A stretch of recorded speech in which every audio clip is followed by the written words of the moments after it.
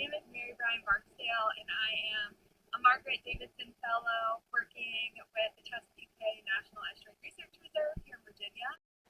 And I'm also a graduate student at William & Mary's Virginia Institute of Marine Science.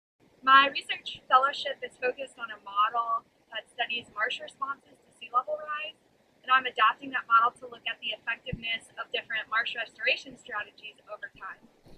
Coastal communities across the U.S. are facing the challenge of how best to protect and restore the marshes that are suffering from drowning.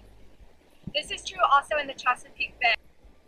Coastal communities rely on their salt marshes for protection from storms, for habitat provisioning, and for the carbon cap trading opportunities that these marshes provide.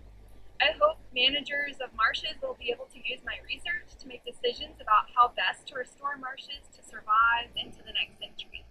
I greatly respect the work of the NERRS system in terms of its multifaceted approach to addressing environmental issues that affect our coastal communities and raising awareness about those issues.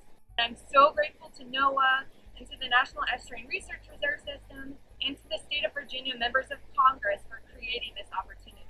I'll be sure to pay it forward. Thank you.